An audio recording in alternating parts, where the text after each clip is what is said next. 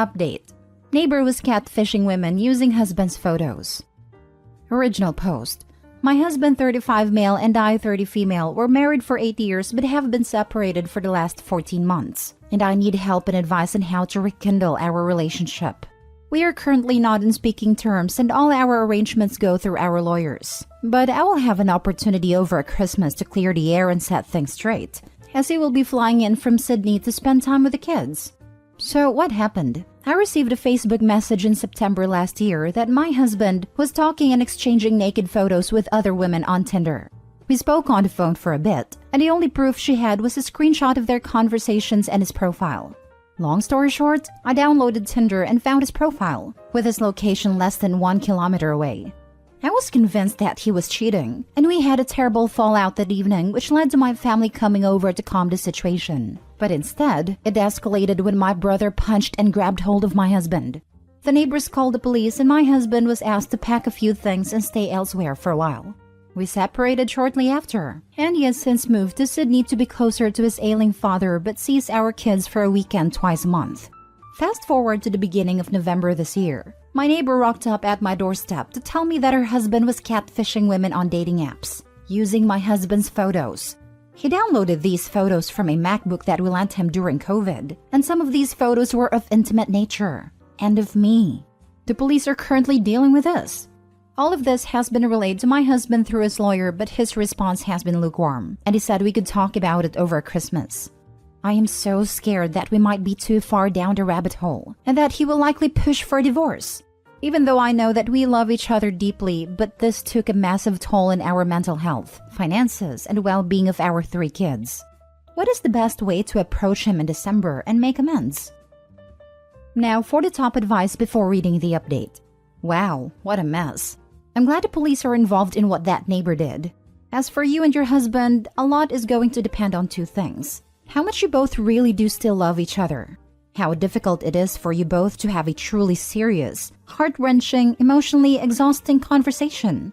His logical side will likely understand why you thought it was true.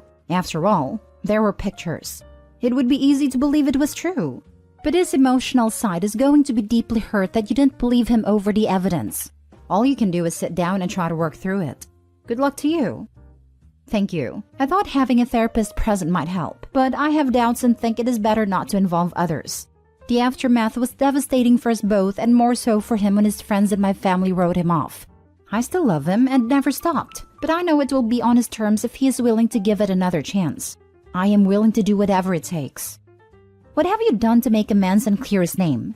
Have you notified his friends and family that he was falsely accused and had been faithful the entire time? Has your family apologized? Has his friends reached out and apologized? Take a look at the definitions of regret that this happened versus remorse for the pain you caused them. I don't hear or feel remorse in your words, and I don't see remorse in your actions. Your husband experienced something that you will never understand. 1. False accusation.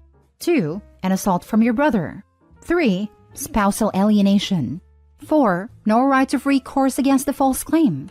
5. A complete lack of loyalty from his wife. 6. A complete lack of respect from his wife. 7. The loss of his life he had from a false allegation.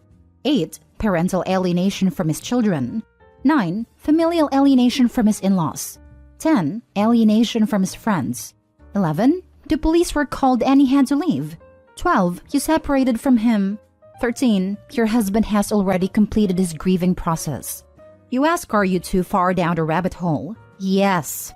I am afraid there is no going back for you. You chose to not listen to him when he said it was not him.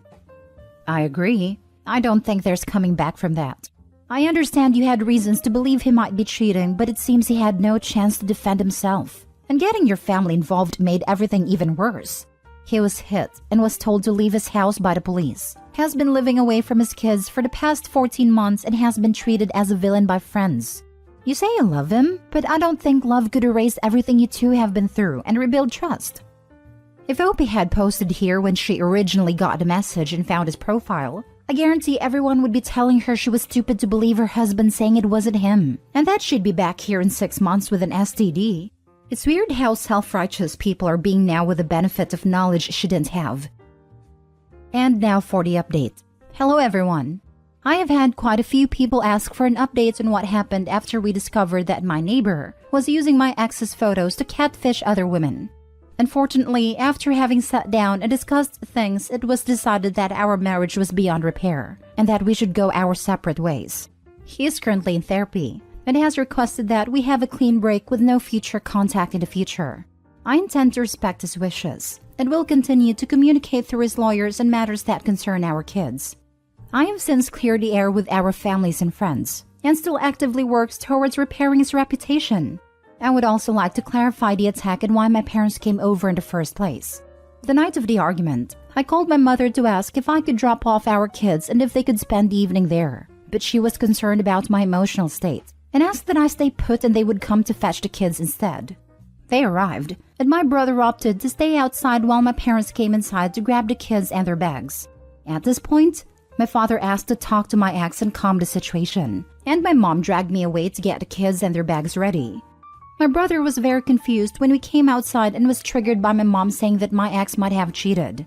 My brother reacted the moment my ex walked out and grabbed my arm in a non-violent way, leading to the punch and scuffle on the front lawn. He was remorseful and apologized even before we found out my ex was not to blame. It is a series of unfortunate events that has changed many lives and robbed my family of our love and happiness. Now, I have to focus on my kids, my depression, and coming to terms with a divorce. I will never forget, but hopefully the pain won't be as intense. I feel so horrible for your husband. He needed help. He was a victim. He needed his wife, the one person who should always be by his side.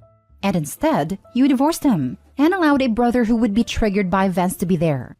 He was hurt. He lost his family and he lost his wife. My heart breaks for him. What do you mean coming to terms with a divorce? You refused to hear him out. What is there to come to terms with?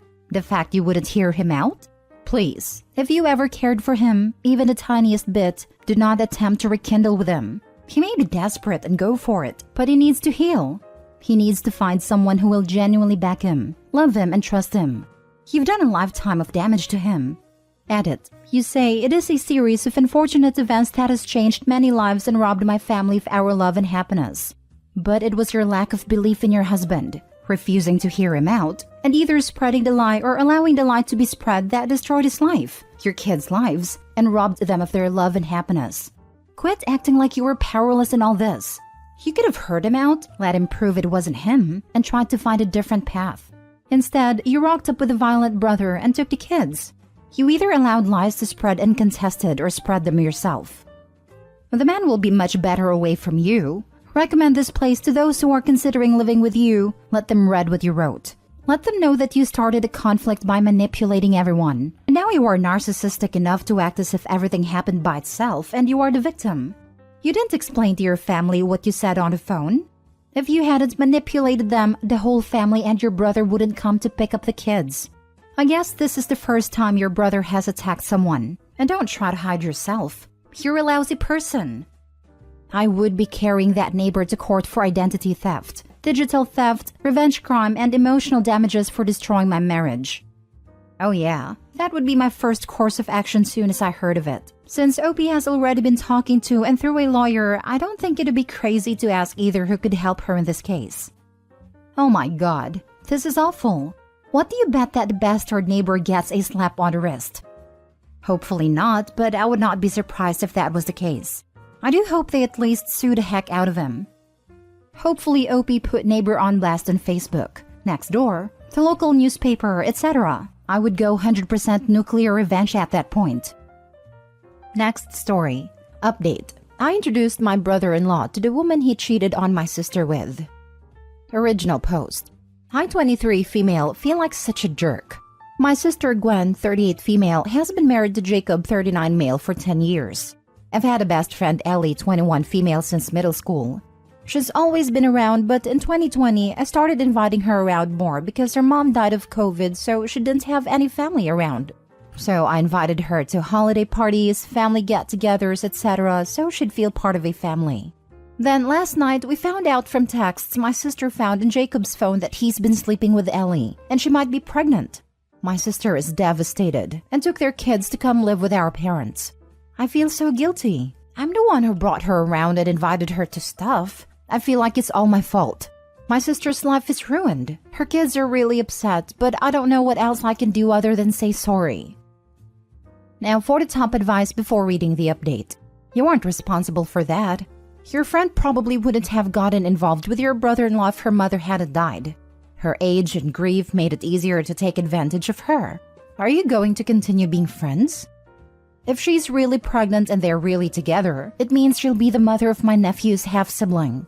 So I don't want to say anything to her until I figure out what my sister wants me to do.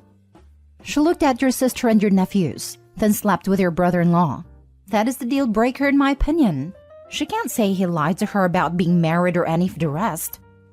I'm not going to still be friends with her, obviously. I'm just saying I'm not saying anything to her. This isn't even remotely your fault. Ellie was barely an adult when this started, and it seems as if she's been around since her preteen years. She has no family, and it seems as if she has been groomed. Your brother-in-law's a predator, and this is not your fault. What a mess. I would try to get her side to the story, though. Don't take away the responsibility from Ellie as well. She is as much of an adult, and quite frankly, a horse's butt. Now for the update. So in the first post, I detailed that my brother-in-law Jacob, 39 male, cheated on my older sister Gwen, 38 female, with my best friend Ellie, 21 female after 10 years.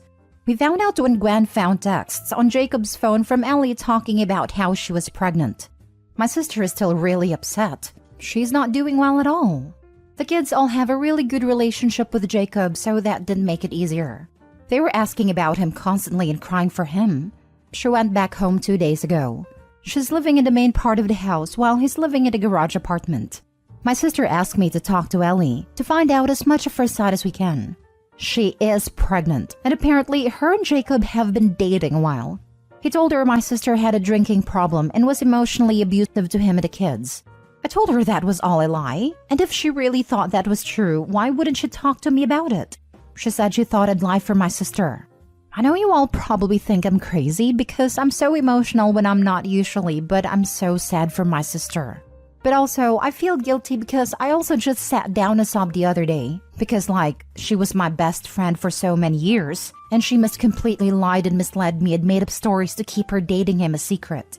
She wasn't really my friend at all, and I had no idea. And I know this is about my sister and her kids and not me, but I feel so sad about that. A lot of people seemed confused about when they met. 2020 was just when her mother died and I started bringing her to big family events, holidays and stuff.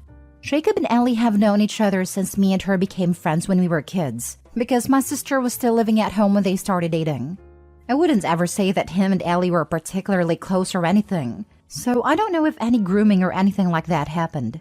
Ellie doesn't have any family, so I don't know who would even look for proof of that or not. My sister has already hired a lawyer. Jacob says he's sorry about the infidelity, but says he's ready to move on with Ellie.